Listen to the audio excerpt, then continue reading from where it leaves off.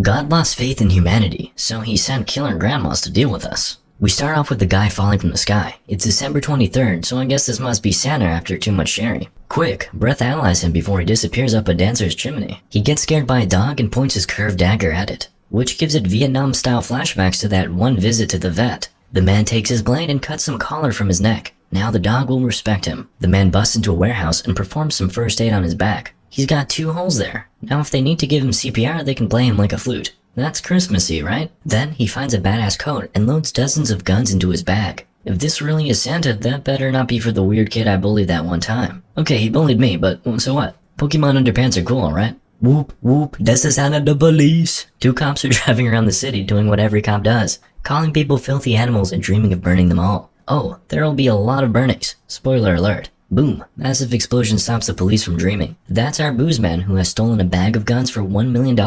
Elves must be on strike. At least he knows how to escape from the scene effectively. It's starting. There isn't much time, he says. That's true, he's only got 2 days. Cops aren't cult material, so they demand he drops the bags and puts his hands on his head. The guy obediently turns around. Just when the guy's about to arrest him, boom, took his sausage as a hostage. The second cop gets some seizures and turns into a demon. The demon speaks with the guy. Michael, what are you doing? Why aren't you following the orders? I'm not following any orders now, Michael answers. So is Santa just getting drunk and ignoring the naughty and nice list? That explains the guns and the school shootings. Then you die along with the child, the disappointed demon says and shoots the cop. Then he tries to shoot Michael, but our fella hears Matrix material and shoots him back. Smooth. Michael drives away in a cop's car and the lights turn off while he goes away. I get it, he likes to keep a low profile. Suddenly, a guy awakens from a nightmare. Was it all just his dream? He steps out of his trailer where he sleeps and looks at the beautiful place he lives. Paradise Falls, a diner in the middle of the desert. Love Texas. You okay, Jeep? The girls ask while leaving the trailer. Is she checking on him or their vehicle? Sure, dreamed of a random dude with bloody scars on his back who shoots demons and cops, the usual stuff.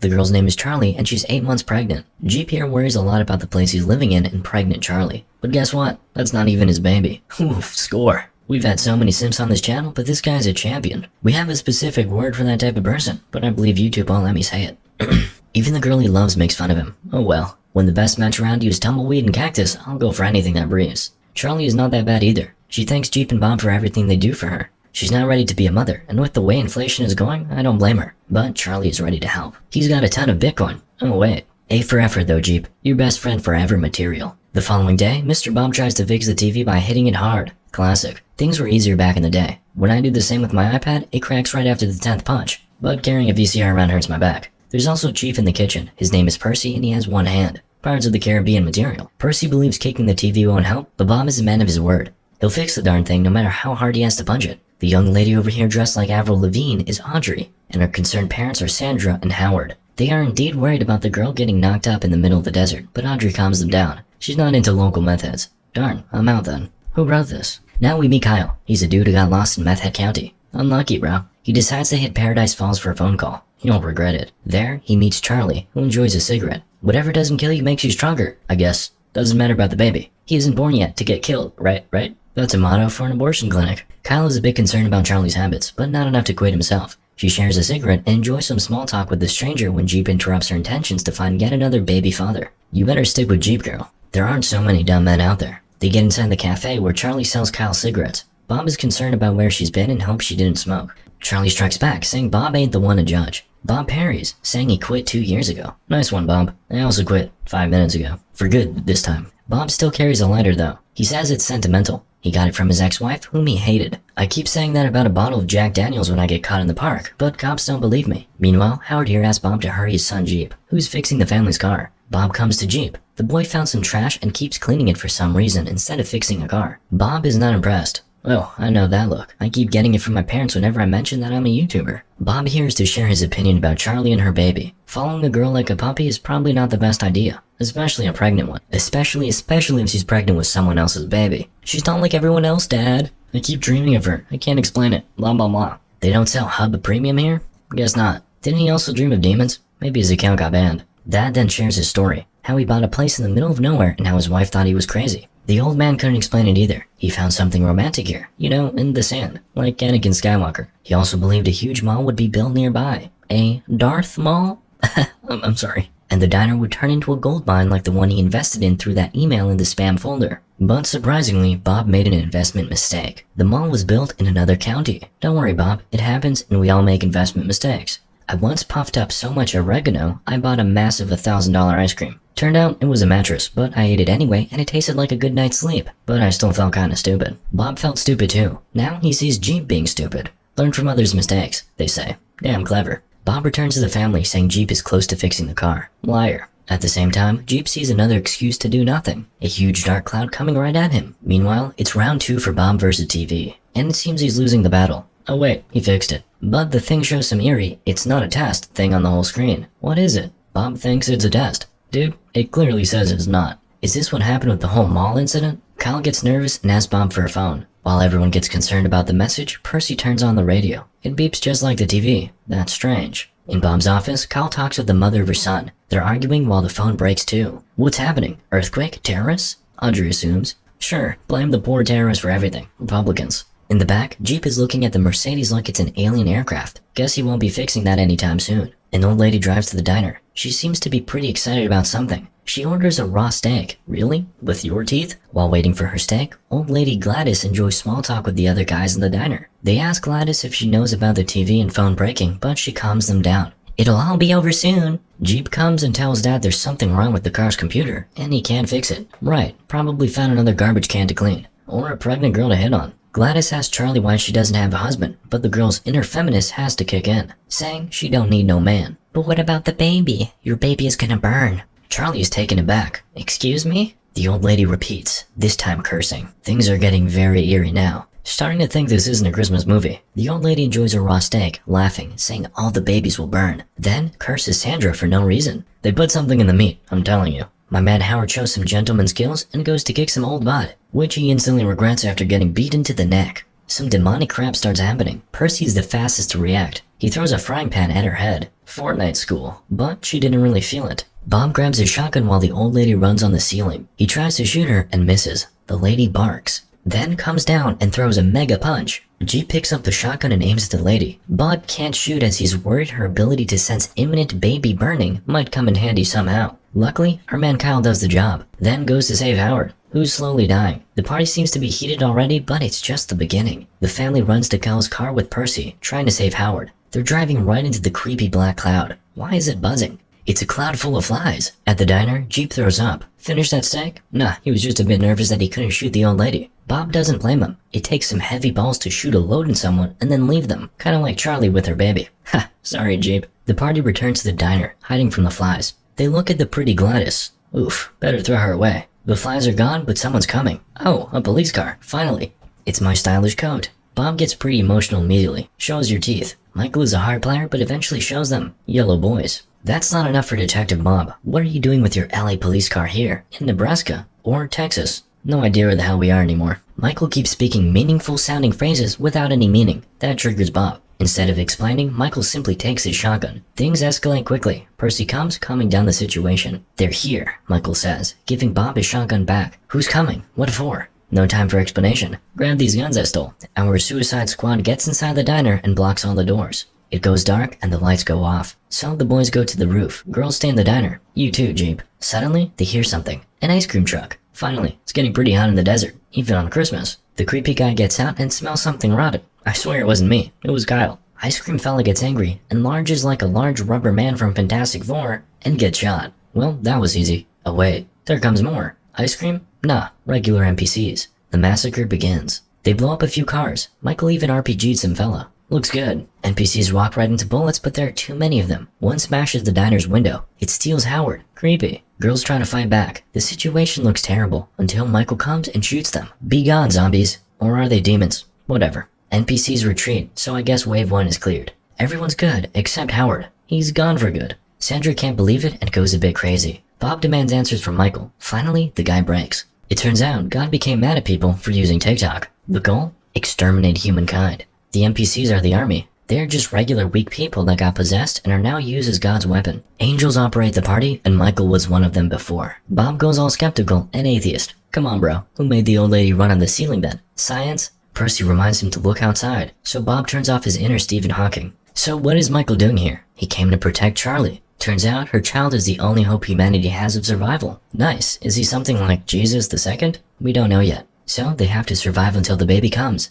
And it's coming soon. Michael gets tired of discussing and simply says, lead, follow, or get out of the way. Something like that. It was more like help me or GDFO. Yeah, that's more like it. Meanwhile, on the roof, Percy has small talk with Kyle. The boys talk about some guns. Nothing worth your time. While in the kitchen, Bob lights up his first in 2 years cigarette. Damn, guess I should quit quitting too. Bob is drinking beer and shares one with Sandra. She shares that her husband loved beer. Come on, it's the end of the world. You'll all die anyway. Hop on, Kyle, before your daughter does. Too soon? In another room, Jeep finds out more about Michael. Apparently, he was one of the generals of God's army. Although God lost faith in people, Michael didn't. So he decided to leave heaven for those silly humans. You people are dumb, killing each other for land and old books, but some of you are still worth loving. Like you, Jeep. You were left by your mother, dad hates himself, and you still help him. You love a woman with a child of another, and she doesn't even care about you. And you still haven't killed yourself. That's some God's love in you. You, Jeep, are not a simp. You are a faithful Christian. Don't fall for it, comrades. God told us to multiply, make babies, and leave them to their mothers. Michael gets a flashback. He's talking with Gabriel, another angel. They just got an order to destroy humanity, but Michael cannot stop loving people. Angels have a dispute. Gabriel considers Michael should obey, but Michael has a heart. The dogs of heaven will be unleashed. In the diner, Sandra wakes up after someone whispers her name. She hears Howard and goes to the back door. She sees Howard on an inverted cross, covered with boiling bubbles. Better not get too close. But Sandra listens to her heart and goes outside. Cal tries to stop her, but gets punched away. Sandra runs for Howard, who immediately explodes with some boiling liquid. Percy was on time to cover her. He gets Sandra inside. Hero. Too bad, he's dead. I guess that boiling liquid was acid. Sandra totally loses her mind, so the team decides to tie her to the chair. Now we're talking. Sandra goes mad at her daughter, blaming her for all the troubles. Blah blah blah, who cares? You're all gonna die. Why do you keep forgetting this? Audrey decides she better do something worthwhile and tries searching for a working radio station. And she finds one. The radio says there are militia gatherings across the state, and one is merely an hour away. The team wants to leave, but Michael resists. We have to stay here when the baby comes. Charlie gets disappointed, so Jeep comes to play his role of a daddy. She moans about not wanting a baby, trying to go to an abortion clinic but not having enough balls for abortion, blah blah blah. Jeep tries to calm the girl, saying she'll get through this. But Charlie continues whining, humiliating Jeep. Jeep finds his balls and tells Charlie to stop whining. That's his spirit, brother. Now leave her and this place and head to Las Vegas. Oh, I forgot about the apocalypse for a moment. On the roof, Audrey is enjoying small talk with Kyle. Guess she'll be the only one to score in this movie. Audrey shares her story and Kyle shares his. Not worth your time. Finally, the lights go on. Hooray! Is it all finished now? Maybe it's just the beginning. Some dude drives to a gas station and tries to fill up his tank. He seems normal, not as regular as other NPCs. While he's doing it, more cars come. It's a trap. Kyle warns the guy. He tries to get back to the car and gets smashed by another car. Some damn rockers arrive and try to steal a little baby. Kyle gets his father's instincts on and goes to save the baby. Bad move. He approaches the kid, shooting everyone on his way. Excellent job, mate. But who are you trying to save? Turns out the baby is a demon itself and bites Kyle. Audrey goes for revenge, trying to shoot the damn baby. Oops, no bullets. Finally, someone got empty. Audrey tries to hide, locking herself in a car. Michael stops the team from helping them out. Charlie goes mad at him and says she will if he won't do anything. Works like a charm, so her Terminator goes beast mode.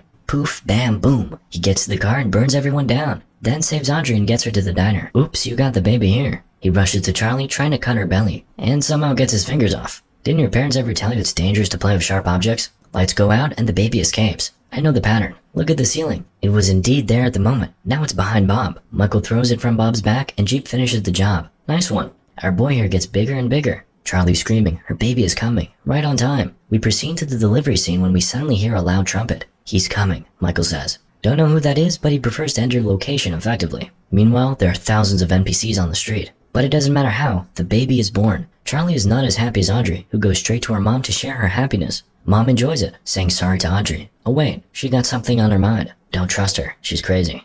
Are we safe now? Charlie asks. Now we have a chance. The baby will lead the world from the darkness, Michael answers. Wait, so that's just like Terminator. Do we have to wait 18 more years then? Don't know, man. It's been a single day and the group is half-baked. Charlie tries to leave the baby to Michael, but he says, this journey is yours. At least someone is not simping here. Okay, finally, Michael decides they should go. Seems that NPCs can't stand the baby and won't get in the diner, but Gabriel will. Remember that angel, Michael's buddy? We find out that Michael was the one that was supposed to kill the baby, but he didn't obey. Crazy Sandra uses the chance and steals the baby. She wants to give it to the NPCs and get away with Audrey. Clever stuff. Maybe she's the only one with brains left. Oh wait, she just got those shot out. Badass Gabriel enters the scene and immediately tries to smash the baby with a mace. Bob tries to shoot him, but the angel got metal wings, so he gets Bob. Jeep runs to save Dad, but Michael stops him. It's my game, not yours, mate. Find the prophets, learn to read the instructions, he says to Jeep. What? Who? Spoiler? You'll never know. Jeep runs away with Charlie, the baby, and Audrey, who seems pretty calm for a girl who just lost her mother. Wait, why didn't Gabriel go for them? He came to kill the baby, right?